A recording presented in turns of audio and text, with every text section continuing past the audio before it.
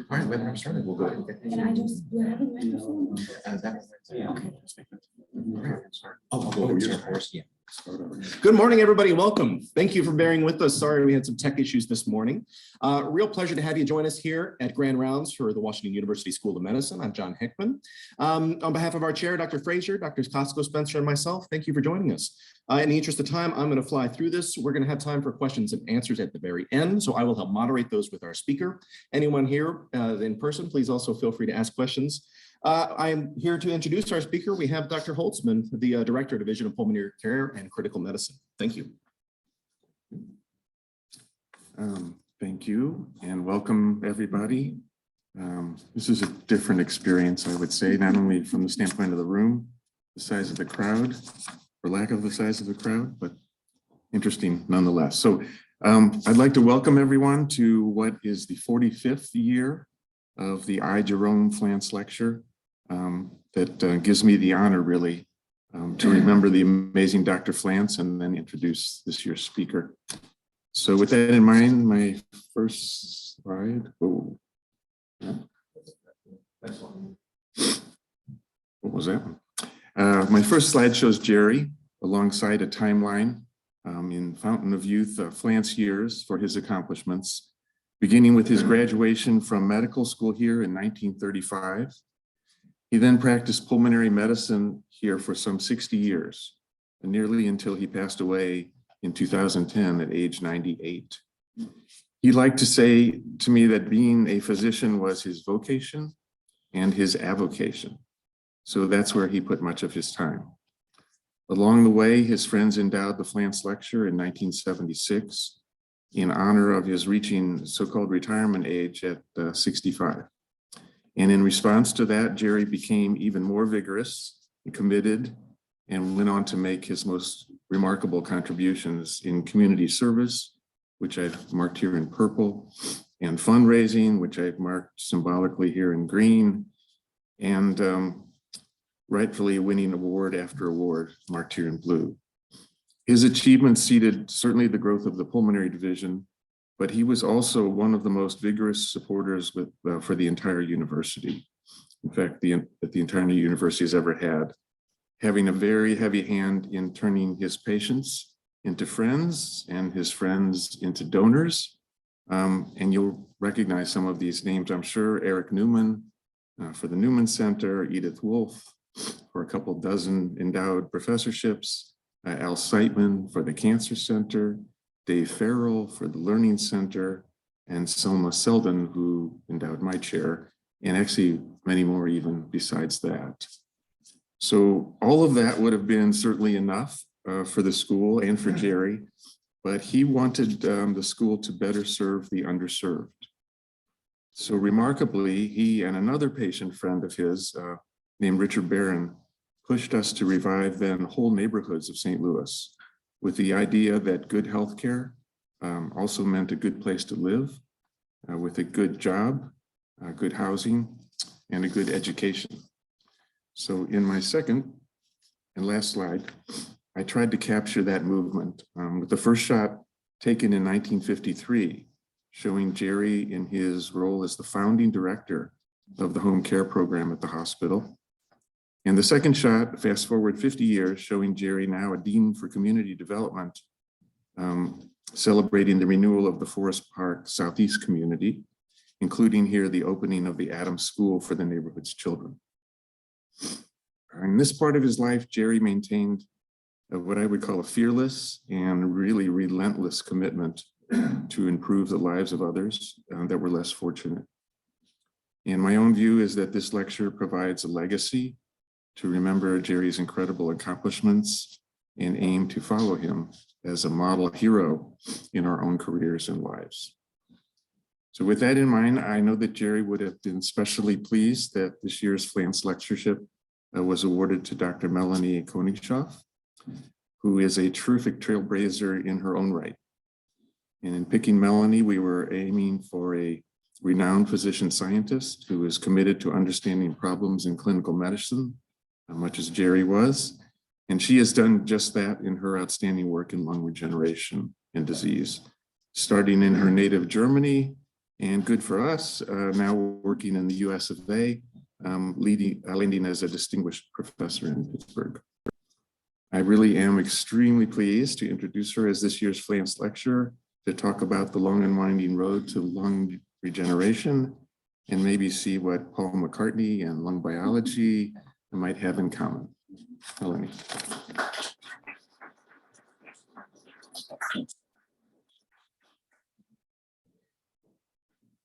All right, thank you so much for this very kind introduction. It's a pleasure to be here. It's an absolute honor to be here as one of the lecturers for the Flance lectureship. So just learning about him, and what he had in terms of an impact, I think, to many people in the room, but also to the pulmonary division, the medical center, but actually the university and a lot of people in the community is really fantastic to hear. And I think, if you see relentless and fearless, I think these are words that we all have to keep in mind, especially during these times. So so I'm looking forward to talk to you a little bit about what we think about lung regeneration. And I hope, the long and winding road, it's normally called. So I butchered that title, as you can see a little bit, and you get a hint about what I will mainly talking about, which is a specific pathway which we believe is important to understand when we want to understand lung regeneration. This one. All right. Okay. So explore the unknown is something that I thought about when I flew into St. Louis, actually. And you will probably hear this a lot about people coming here and thinking about the gateway and everything. So I'm thinking about when we explore the unknown, and that's maybe a little bold to say it like that, but we really want to ask the question, I think within the community, within, for us, in pulmonary medicine, if we can regenerate a human age lung, and what do we really have to understand to go there?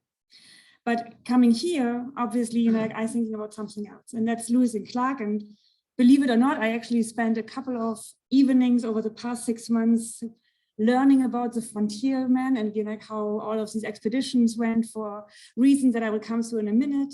But Lewis and Clark, as you might know, this is a historic trail starting in St. Louis. But I hope that many of you know that actually it's not really started here. It really started in Pittsburgh.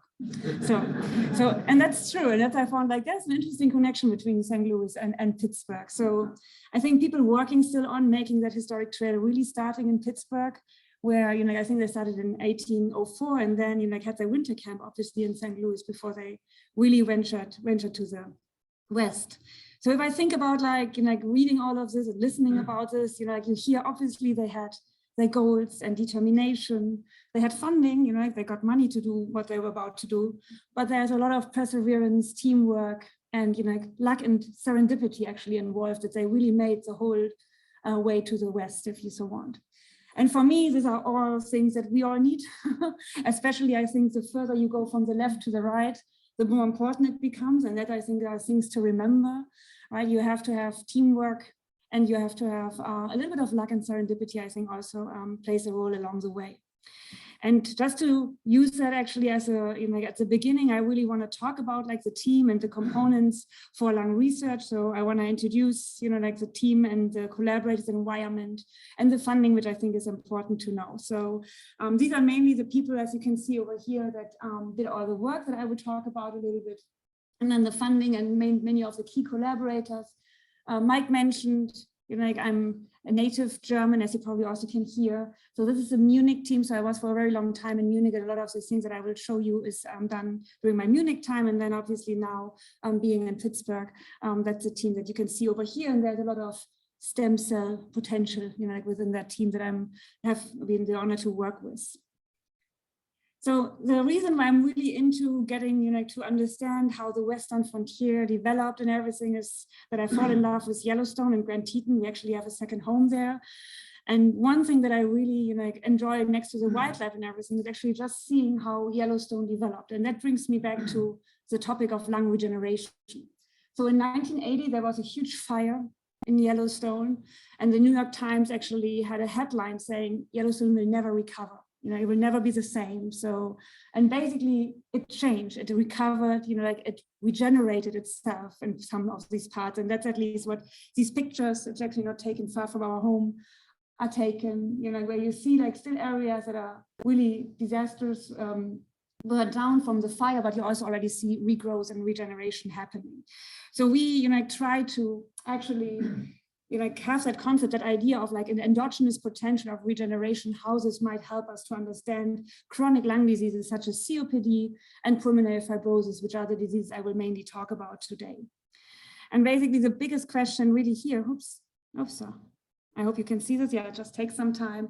The biggest question that we really have, like, can we regenerate, the human diseased lung? What are the mechanisms that we need to understand to then finally come up with new therapeutic approaches? All right, so in the first disease, and that what's really got me into pulmonary medicine at that time during fellowship actually is idiopathic pulmonary fibrosis, which is a devastating disease actually where the lung starts to scar. As many of you know, it's one of the most common interstitial lung disease. And in the center in Germany, where I was doing my fellowship at the time, that really was one of the major research and also clinical interests. And what is happening when I was starting actually in this area is that there was a paradigm shift in how we thought about the diseases, and that we realized that anti-inflammatory therapy does not work in comparison to other interstitial lung disease. So it really shifted away from this inflammatory focus.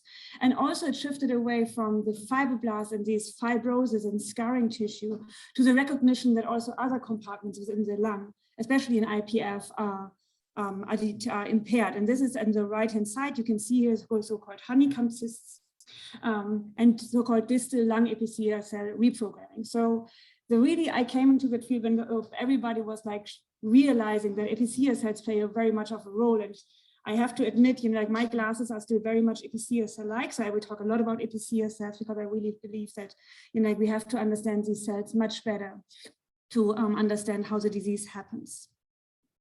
And this is just an overview about what kind of cells, epithelial cells, do we have in the lung? Actually, we have quite many. And you can see this is quite old, the scheme.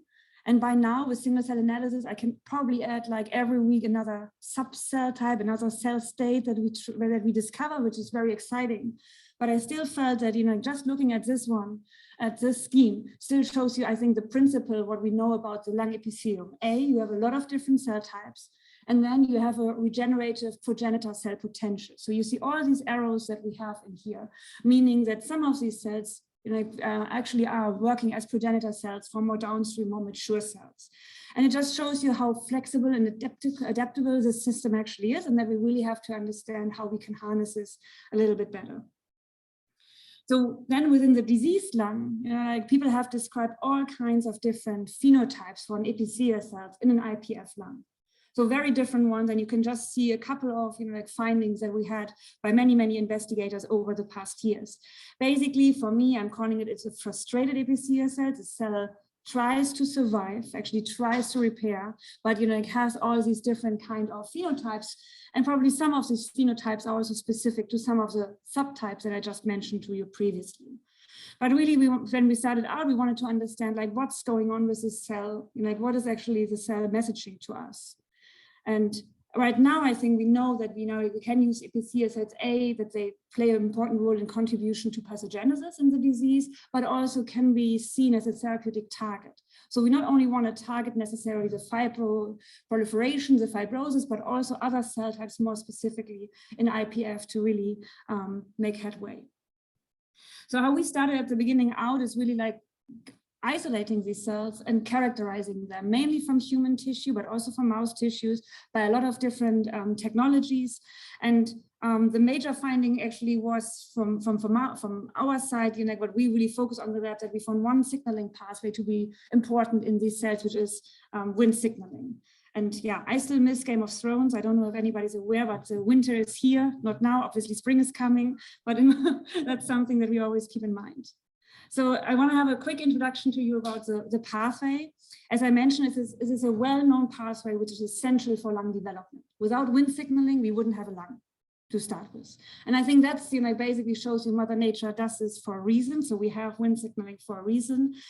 It is, a pathway, if you just look at the beta-catenin, so as a canonical pathway, it's very straightforward if you just look here at the scheme. So you have Wnt proteins binding to their receptors, and then beta-catenin gets released from the destruction complex and actually goes into the nucleus and fosters target gene expression. So beta-catenin really as a central mediator in this case. what makes the whole thing a little bit more complicated, if you so want, is that we have a lot of different Wnt proteins and we have a lot of Wnt receptors. And that's something that we still, are actually at the beginning, I would say, of understanding how these different proteins and receptors really play a role. So for a lot of my talk, I will really focus on beta-catenin as a surrogate marker of general activity of this pathway. And this is one of the very first pictures, or very first findings that we had in the lab that is still something we go all the time back, because it shows you actually a baseline idea of how Wnt is active in fibrosis, which you can see here on the left-hand side, and on COPD, which you can see on the right-hand side. And these are all explanted lungs. So we look at end-stage disease lungs mainly, as I just mentioned, are explants. So I hope you can see, and I hope this projects well, but at least I guess it's better on the screen also, that in fibrosis, we do have nuclei beta-catenin, meaning this is suggesting that the pathway is active. So Wnt beta-catenin is active in fibrosis, and you don't see this in donor patients, in donors, or in COPD patients so much. So there you have these empty nuclei, whereas here you have like really a lot of nuclear beta-catenin happening. And that really was something that we followed up first to really look into beta-catenin signaling in fibrosis. And I summarize a lot of these data now here, which is from our group, but also from others, that I think, by the common evidence that we now have, we know that this Wnt signature can be found in IPF patient. It was there in a very, very first microarray from Naftali Kaminsky, where I think they were looking at 4 and 3, like 4 IPF, 3 donor patients. That signature was there from the beginning and holds up even now in all these bigger, larger single cell analysis studies. Also the cells, active Wnt signaling has been reported in many different cells. Again, I will probably focus a lot on the epithelial cells today, where we know that it also contributes really to hyperplasia and some of the phenotypes that we often see in pulmonary fibrosis. And importantly, really then as a next step, targeting Wnt signaling has been done by many different steps. And that's, integrates downstream targets, beta-catenin itself, as well as Wnt proteins. And most of these studies really have shown that if you inhibit Wnt signaling, you can also attenuate experimental fibrosis. So for that matter, I think this was all pretty straightforward in terms of that we thought okay, we have activated Wnt, but really, do we really want to have activated Wnt? Probably not, because if we attenuated some of these results, we get a reduction of fibrosis. But, so there's always a but somewhere, right? And most of the time, that's an interesting and surprising part. As I mentioned to you, Wnt signaling, we know it's essential for lung development. And then we also thought about this other disease that we just looked at, which is COPD. And in COPD, or emphysema, I would say, because we're really looking here at the distal lung and tissue destruction, you can see on the right-hand side that we don't have activation of this pathway. So knowing that, in this disease, and I think I have a slide on this on the next slide, right, we really have this loss of tissue. We don't have repair, obviously. So really the question is, what happens with Wnt signaling here? And again, the initial data suggested that beta-catenin signaling is reduced in these. And that's really something where we shifted a little bit our attention just based on the data that we found, and also realizing that in COPD, if you look at this, how common the disease actually is, but how little we actually really know about the basic understanding of tissue destruction happening. We know something about bronchial remodeling, we know something about the inflammation, we can symptomatically treat this, but really the tissue destruction in the disease, especially at emphysematous patient, is something that we don't know a lot about, and I think we need much more research.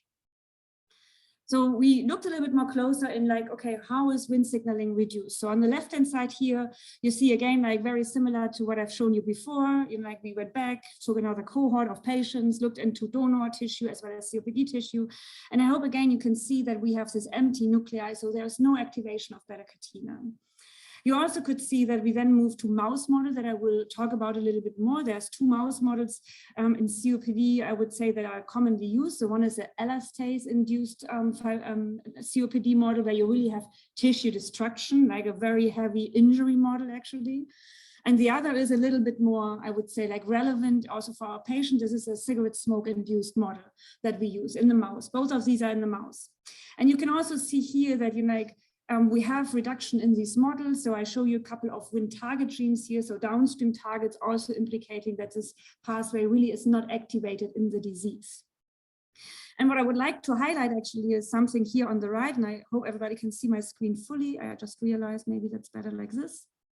all right, is that nearly 10 years later, actually, we did the single cell analysis study now out of the out of the cigarette smoke model, and we found the same. Starting 10 years ago, where we really looked specifically for beta-catenin and its staining, now we have a single cell analysis, unbiased approach, showing very similarly that in epithelial cells, in a cigarette smoked lung, you also have reduction here of Wnt signaling as measured by this target gene, so on transcriptional level.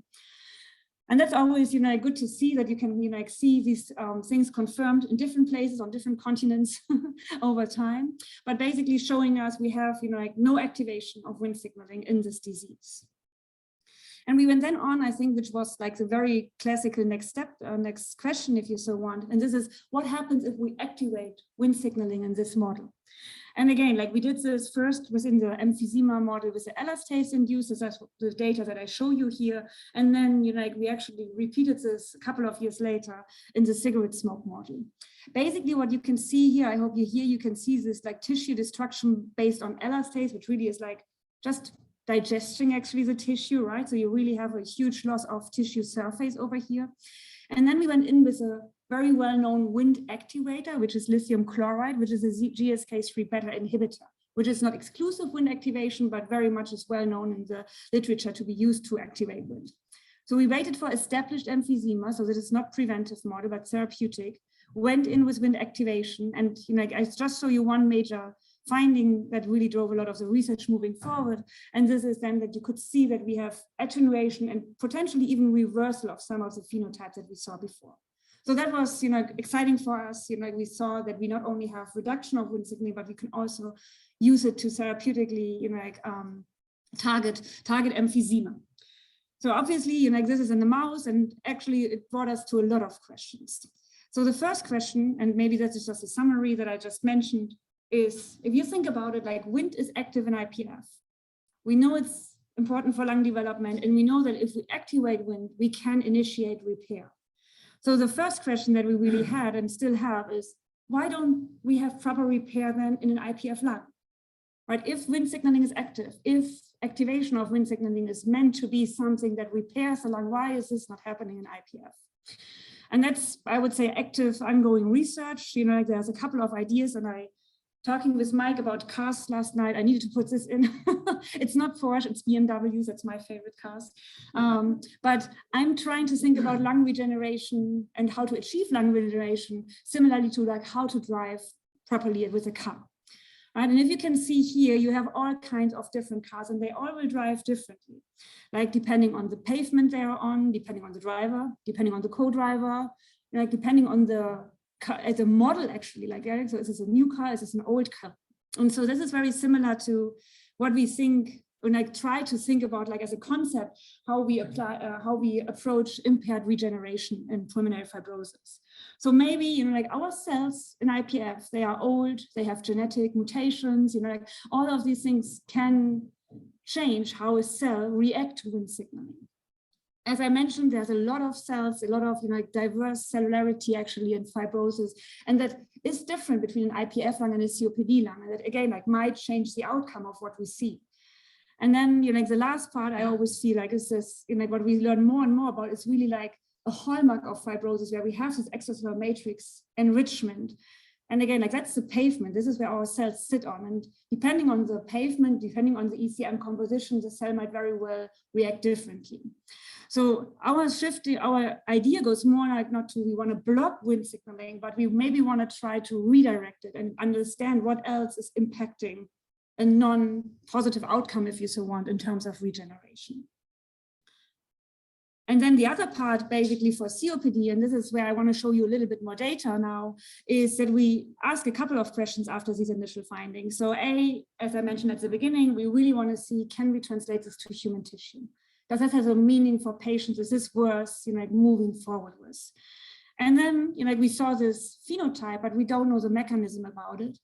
And that's something that we are interested in. And finally, if in IPF Wnt signaling is activated, why is this not happening in COPD? So why in COPD the cells do not have this endogenous repair response?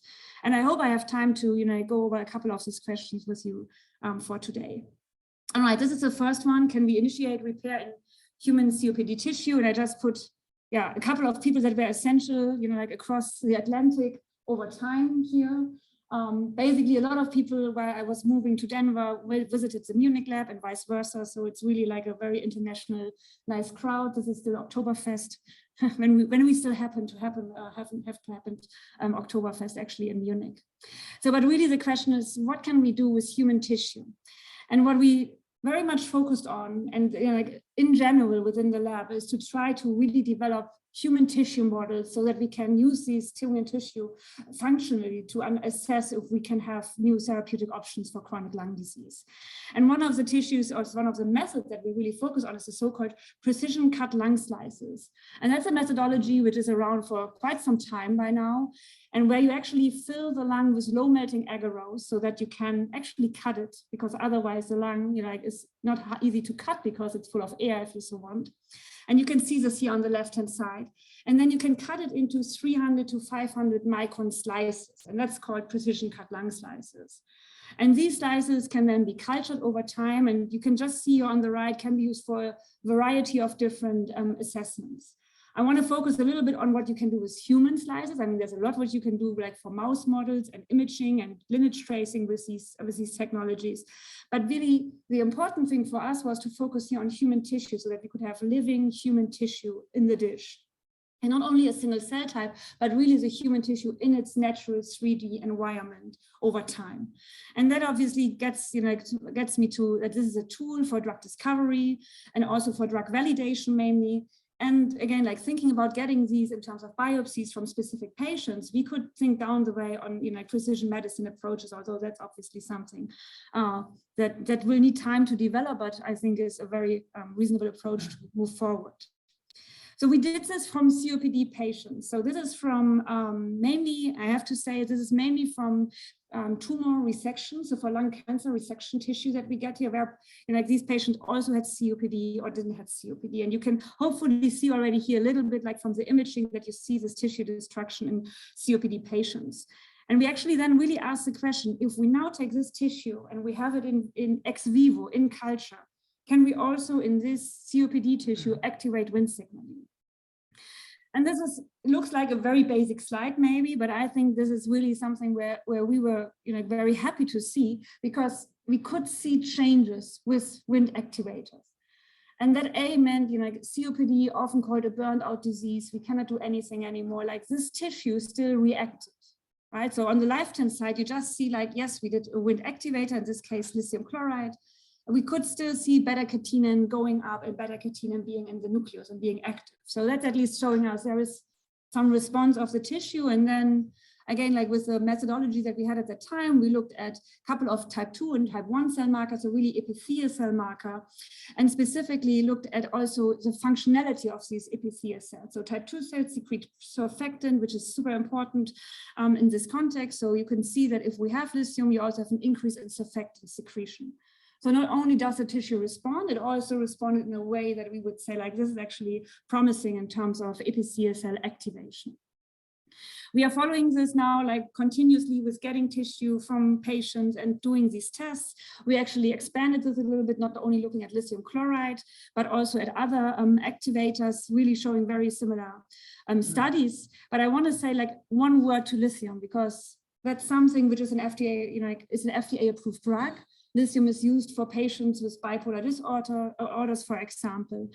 And it is something that we try to think about, how can we learn more in humans actually about people that take lithium and what that means for their respiratory health. So that's something for another talk maybe, but I just want to put this into your head if you so want, that lithium is something which is actually already on the market. So let me go to my second question here, and that is really the mechanism. So we saw like this change in phenotype in the mouse model. We saw like some of these markers coming up in our ex vivo models with the human tissue, which really made us like wanting to learn more about the mechanism, because that's something that really seems to be a finding that we hopefully can translate for our patients. So to really understand, progenitor cell function and everything, or lung regeneration, is where we went to lung organoids, but I know like a couple of people in the room actually also work on, which basically is a nice model to look for stem cell function or efficiency. And we used actually a model where we dissociated the distal lung, and we have a distal lung stem cell population, which you can see. I hope you can see my squares over here. We pair this with lung fibroblasts and put this together in matrices, so they feel like in paradise. They have everything around what they want. And then you let these cells grow, if you so, over time. And they develop this very nice phenotypes with alveolar markers and airway markers. So these cells can then form different kind of organoids. And from my talk, it's just important to remember that we don't go in with a very pure stem cell population to start with. So we enrich in epithelial cells, and some of these then form either airway or alveolar organoid, also showing you that we probably have different kind of progenitor cells within our assay. And we first wanted to know what does Wnt signaling has to do with all of this? Is Wnt signaling important for this? So for this, we actually turned to a mouse model where we have in green labeled cells that are Wnt active. So this is this TCF, LEF, H2B, GFP mice. Every cell that has active Wnt signaling pops up in green.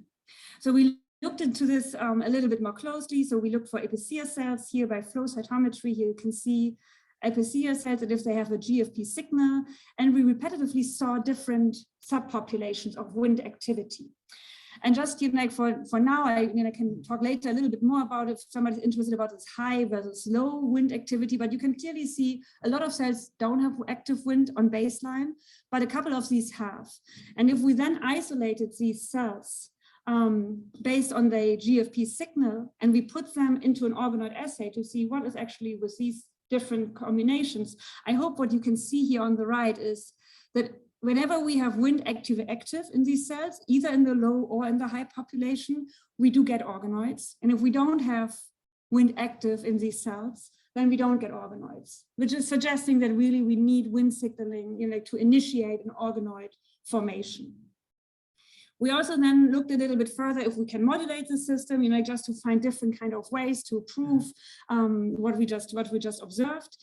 And here you can see the same again, we sorted these different cell populations here on the left, and then we used inhibitors of Wnt signaling. And I don't have really here the proper legend, but it's this is an inhibitor and this is an activator. And you can see if we then inhibit Wnt signaling, we get a reduction in these very promising response in organoid formation in these Wnt low cells. And we even could further promote Wnt signaling, but also only in the ones, and that's interesting, that already had a baseline Wnt signal activity. So there's a lot to learn from these very initial experiments. Also, what's really the difference between Wnt low versus high. But basically, the major take-home message, or what we know up to now at least, is that Wnt signaling, promotes organoid growth, and if you take it away, then you are, less able to form an organoid. So really suggesting that this plays a major role in these stem cells that we have. And we then, looked a little bit further now and starting actually to look into these subtypes of organoids, if these are really alveolar organoids or airway organoids. And that's with the background that, when we talk about COPD and emphysema, we really talk about the distal lung and the alveolus, and we want them to see if there's different effects. And what this picture actually is showing you, again, it's a lot of organoid work and a lot of counting of organoids, basically shows you that it's really the alveolar part, the alveolar progenitor cell differentiation, if you so want, that is promoted if you activate Wnt signaling. And that makes sense, again, to other in vivo phenotypes that we saw really having an effect on the distal lung. All right, so what I actually studied at the beginning was we go in with a huge mixture of cells, right? So we know now their Wnt profile, but still within these different populations, and that's a challenge for us, we have different kind of subpopulations. So we did something which everybody does nowadays, and probably has already done for a couple of years. And this is, we did single cell analysis of these different subpopulations because we wanted to know what kind of different cells are there in there. And what you can see if you do this for just the Wnt low, so just for the Wnt responsive progenitors that I want to focus on for a minute, is that we have a huge increase in club cells. And that's maybe not surprising because we saw actually and we know from the literature that club cells are actually the ones that can form airway cells as well as alveolar cells. So that has been around as a concept for a very long time, as you can also see here by all these publications around. And it actually surprised us. And then we went back and looked into COPD, where really not much is known about these cells. And like CC10 is known as a marker, but really functionally, we don't know a lot. So we know a lot in terms of other injury models, in terms of other diseases, mainly again, like fibrosis, influenza, for example. But in COPD, like really the contribution of these cells has not been investigated as much. So we wanted to, I don't know if I should take, Jeff, you have a question? Is this like, should I just interrupt for a minute? I'm just going, okay, I will just move on, and then hopefully we have time at the end to go over all these questions. So yeah, so this is something that we I got interested in, and now obviously knowing that, okay, there are club cells in this population of wind responsive cells, we want to go back to the disease. What I showed you up to now in the organoids is all like baseline homeostasis findings that we have. So we said like, what's now happening with these different progenitors, with these club cells, when we take a step back and go to an emphysema model. And we not only went to the emphysema model and went back to our mouse models, we also actually built a new mouse, if you so want, where we put our GFP promoter for the wind activity now under the CC10 promoter. So because we really wanted to hone in a little bit more on the club cells that we see. And I hope you can see this over time here. We have these cells. Actually, we took the same approach. Just remember now we really have a lineage tracer for club cells in here. We put these cells into an organoid assay.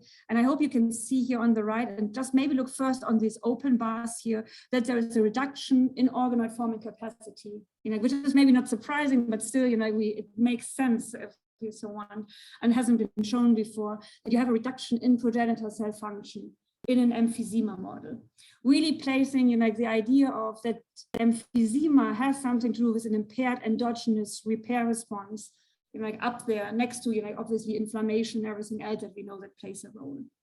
And you can also see that with wind activation, we are still able to rescue some of the effects, and that's something where we now wanted to know a little bit more like what wind signaling really does. So the current concept here really is that we focus in on club cells, and that these club cells are different in an emphysema or a COPD lung, and that we have to understand better how these club cells are changing. So we now put this a little bit more forward in terms of, again, more single cell analysis.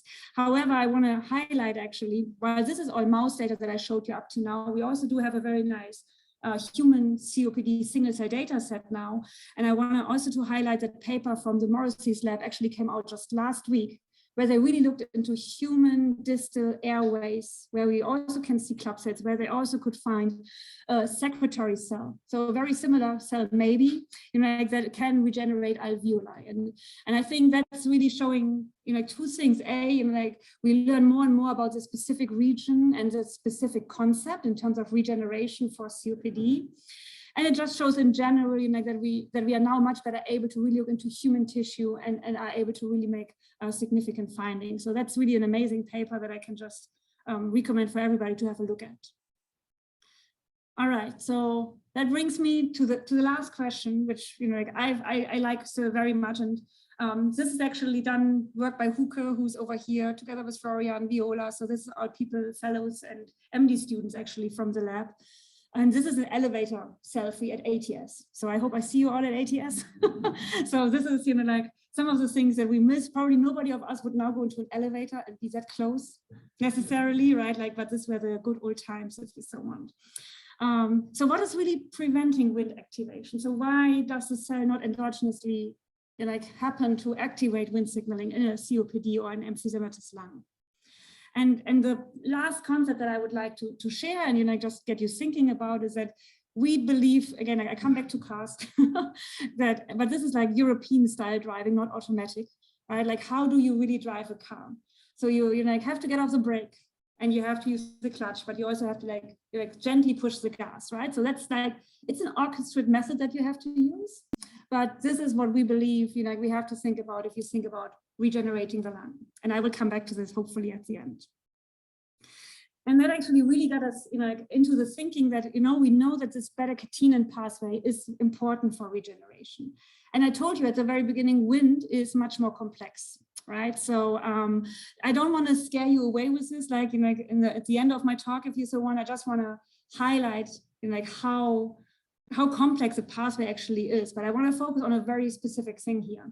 And this is that there is a lot of beta-catenin independent signaling, or so-called non-canonical signaling for wind, and that the canonical part and the non-canonical part, as you can see over here, like have a very tight relationship in that beta-catenin dependent signaling that I talked most about to you today is inhibited by non-beta-catenin, so non-canonical signaling, right? So that within this pathway, there's a lot of regulation with each other. And like we were thinking like, all right, if that's normally happening, maybe that has something to do with why we don't see the activation in COPD. So we looked into this non-canonical pathway, so the other side, the dark side of the moon, if you so want. And what we found is that there is specific proteins which are related to this non-canonical pathway of wind that are upregulated in COPD. And here you can see this again, like we used, like as always, like we started out from the human tissue that is available, then went back to the mouse models. And I hope you can see that this Wnt5a, which is one of the classical non-canonical ligands, is upregulated in the disease. And also we found it, in terms of where it's coming from, and that was now a very interesting part actually, it comes from fibroblasts. And here you can see like an RNA-seq experiment from primary human fibroblasts from COPD or donors. And just like we just focused in on the Wnt proteins. And you can see that specifically the non-canonical ones here, Wnt5a, the Wnt9a also, as well as Wnt16 actually are upregulated. So it seems to be really like, targeting this specific non-canonical aspect of the signaling pathway. And we basically focus on Wnt5a, and I also want to say this for also one reason is we had tools. So for many of these things, for many of these proteins, we don't even have tools right now, but for Wnt5a, A, it came up, and B, there's tools available. So we said like, okay, let's really look at this a little bit more detail. But in general, this whole non-canonical pathway is upregulated in COPD. So, and then, there was about at the same time when, this shift from canonical to non-canonical was reported as having a part in stem cell aging. So we got even more excited about, looked a little bit into aging. I think the signal here is not super strong, at least not in the humans, but that's something that we also still try to explore, but because obviously, COPD also is a disease of the aged population. But yeah, so then actually we came to a lot of different, did a lot of in vitro studies that I really just want to highlight, within one slide, where we looked into how does really non-canonical and canonical behave. So the two left are basic reporter assays where we just try to see if that pathway really inhibits each other. And the left-hand side just shows you, okay, Wnt3a, which is canonical, and Wnt5a, which is non-canonical, that we do have this very nice dose-dependent response in terms of inhibition in a lung epithelial cell. And then the middle one, is a little bit more complex, but what's very interesting for us is what we did is we used these fibroblasts, and we know that if we put fibroblasts with TGF-beta, they start to express Wnt5a. So that's, is one idea, why maybe these fibroblasts starting to really secrete this non-canonical ligand. So if we take then this supernatant and put it on an epithelial cells, we saw reduction of Wnt activity in an epithelial cell. So basically what we, with this in vitro experiment thing, we kind of establish as a concept is that these fibroblasts start to express Wnt5a, and then that Wnt5a works on the epithelial cell and inhibits pathway. And this is on the right-hand side, which you see, which we looked into, mouse type 2 cell differentiation at that time. So we also then went to in vivo studies, and again, we have different models. Here I show you again the elastase model, and similar to what we could show in terms of activating Wnt. Now, if we take away the Wnt5a, we also see attenuation of the emphysema phenotype as we have seen before. And you can see here with mean cord length measurement that really the architecture of the lung has changed. And on the right-hand side here, you see then again canonical target genes which come up. So, this is correlative, obviously, but these data would suggest the Wnt5a, if we take it away, we get attenuation of emphysema, and that might be because we also really get activation of this Wnt beta-catenin pathway again. All right, so that's something, you know, where we now like actually try to really move forward with the Win5A. We did obviously then also some organoid studies, as I just mentioned. You know, we could see that these organoids really are depending on canonical wind. So here you can see that Win5A, but also Win5B actually here inhibits this. So, you know, that's something where we go now and try to really use this organoid model to dissect specifically like how these wind proteins maybe impact these progenitor cells. And I think that's actually one of the final slides here, where I think, you know, this is how we summarize the whole wind signaling switch and what we believe might happen in a COPD lung. So we know by now, and again, like this is actually very nicely corroborated by these single cell studies, that epithelial cells have a lot of canonical wind activity, a lot of beta-catenin activity, a lot of signaling involved with that, and that the fibroblasts are really the ones that have a lot of non-canonical ligands, and that this, like in homeostasis, actually, there is like an equilibrium between these two. So what happens in an injured lung, specifically now in a cigarette smoke or COPD patient, is that we get, you know, like injury of the epithelium, and it's very well known in a lot of different injury settings that this then leads to, for example, TGF-beta, which can activate these fibroblasts over here, which then start to secretes this non-canonical Win5A ligands, which then in turns, you know, like actually makes this whole thing worse, right? So it's a vicious circle moving forward. We have injury, and by setting this cascade in motion, we are also actually foster the epithelial injury by disrupting the canonical repair response. So basically that means if you want to start a car, if you want to start regenerating, you not only have to gently push the gas, you first have to release a brake. And we would say that, you know, Win5A is one of these brakes that we have in COPD that we need to get rid of to still be able to repair. And we are now currently doing experiments, you know, within the lab to try to find out if we really do both of this together, because the data I showed you right now is both separate, right? So now we're trying to really bring this together and see if we can by that foster the injury response. All right. So a lot of questions, a lot of open questions still, but I hope I could also give you some answers for today. And these are like, if you so want, my take-home messages. Starting out really with a pulmonary fibrosis lung, and that's the lung epithelium is a major injury site, you know, like for IPF, where we have not only impact on pathomechanism, but also can think about an epithelium as a therapeutic target. Wind signaling is active in these IPF frustrated epithelial cells. However, you know, like how we target wind signaling and how we target this impaired repair is something that we really have to understand in what setting this wind signaling is active and why we don't have proper repair. So we need to redirect this. Within COPD, we see this wind signal switch, right? So which contributes to the tissue destruction. We have reduction of wind beta-catenin. In part, you know, that might be mediated by this increase in non-canonical wind signaling, which functions as a brake.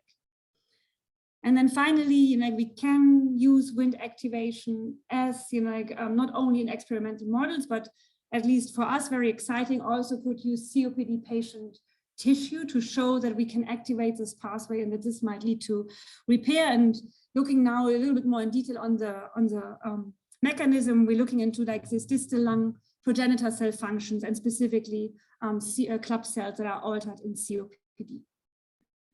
All right, and with this, I want to thank you for your attention. This is some other Western picture from Garden of Gods in Colorado, one of the nice places I had the chance to visit also. And yeah, at the end, it's all about the balance, you know, like in many things in life, but I think especially also within the human body. So thank you very much, and I'm happy to take any questions. Thank you. I hope my timing, oh yeah, okay. I hope the timing was good. All right. Your timing is perfect. Thank you so much. And again, if you wouldn't mind repeating the question for folks on the webinar, that'd be great. Let's start with folks here. Great talk, Melanie.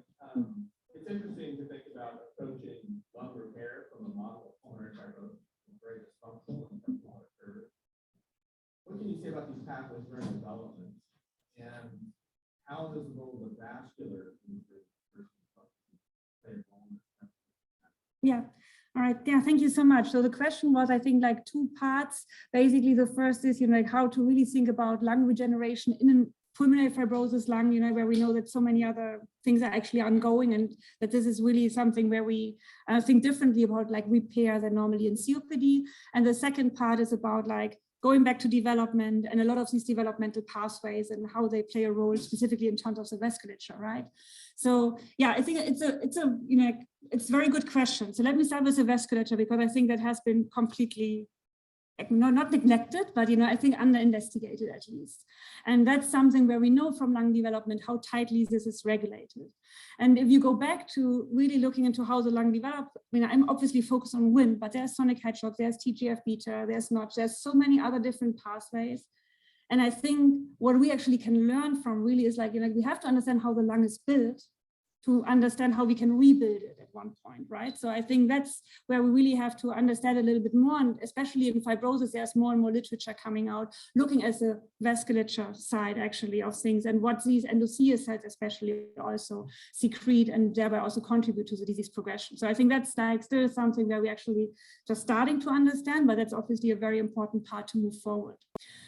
So thinking, I think again, like this is a shift in our thinking, right? Like for regeneration for fibrosis, right? And for me, it's just like, these data, right? Like, and this is again, like a lot of developmental pathways came up, really brought this whole idea that fibrosis is like recapitulating or trying to building these lungs, right? We just don't have the same orchestra. We don't have the conductor, if you so want, that really can happen, make happen that this functions in a proper way. And I think that might be due to aging, that might be due to other factors, like that just the cells cannot react like that anymore. But again, just having the idea that, this is not a scar where we can't do anything, there's actually a lot of flexibility and, there is a lot of adaptability, even with ECM resorption and everything that we can achieve. I think that's something that really the past research at least gives us hope for, and that we have to tackle even more. Right. Have you had a chance to compare the response in lungs of smokers who do not develop COPD to those who do? Yeah, so unfortunately not. So yeah, that's a very good question. It's difficult to get the tissue, right? So we're looking for some of the like unclear like lung biopsies or anything. So that's where we're trying to get our handle on. It's just really like a lot of the limitation is just like the availability of tissue. We get a lot of other biospecimen, right? We can get blood, sometimes even sputum. That's the only thing that we can start looking at. And we have started looking into, like, for example, gene expression in these and see similar changes. But yeah, so really in the whole tissue, we were not able to look at this. So what we do now is that we like try to, because of that scarcity of tissue, obviously, is to develop a smoke model. So we now start to use donor tissue and smoke these slices, right? To at least get an idea of like if smoke itself already has an impact, and if this is like acute smoke or prolonged smoke, and if this stays, if we take the smoke away. That's a nice thing now about like putting this in an ex vivo setting, that we can, like in a reductionist approach, look at this. Thank you.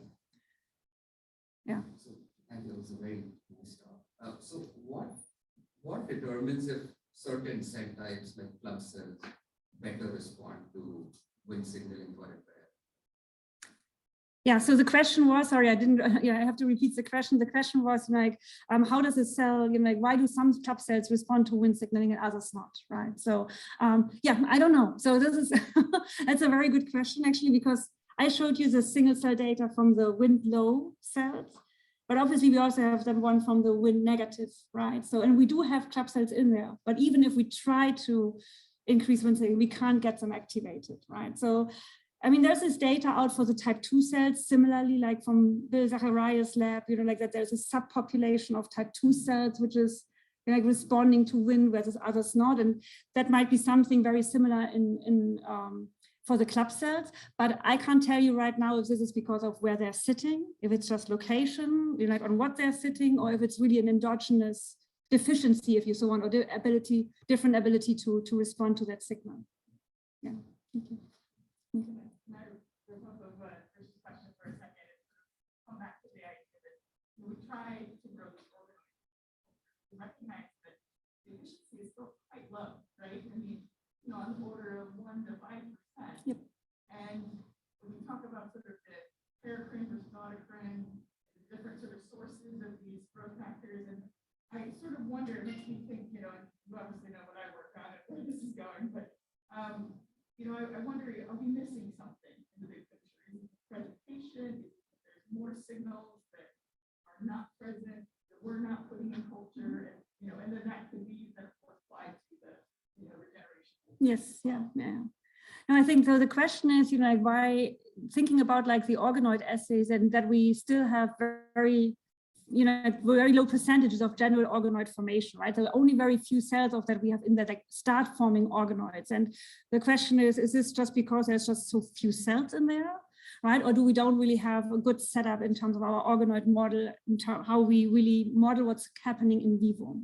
And I still believe that that this is a very artificial system that we have, right? I mean, and I even would say like sometimes that we put them back in their happy place, right? It's even that we don't really capture everything that is going on in vivo. So I think there are several things to think about, right? It's two cells. I mean, sometimes even you only use epithelial cells, right? For some in a human that's now working, Tata has a protocol for that you only put the cells themselves, right? So then they're missing a lot of the other cell types around them. I think that is a major point. And I mean, in our mouse studies, we did the experiment where we looked into just using the supernatant from fibroblasts versus putting the fibroblasts, and you couldn't get organoid growth just using the supernatant. So you need cell-cell contact, at least in our mouse setting, right? And I think that's something that we miss, right? And honestly, I completely also agree that we don't know what we need to put into that. A lot of people put serum nowadays in, right, which has tons of things we don't know about. And that there are some things, and this might be on exosomes or not, but that's something else. But that I think is what we still need to understand. I think right now it's a very basic model, right? And I also feel, and this is just data that we got recently, we don't even know what to expect. For example, when we have a fibrotic organoid, I mean, what do we expect for impaired repair in this setup, right? So I think our readouts also have to improve in that setting. Yeah, thank you. Wonderful. Well, I think in the interest of time, I think we'll have to call it there. I want to extend a few thank yous. One to Dr. Holtzman, the Division of Pulmonary Critical Care, and to Dr. Flance for his amazing inspiration. And what an honor, Dr. Koenigshoff, for joining us and Thank you. celebrating today. Thank you very much for your time. Thank you. That was an honor. Thank you so much.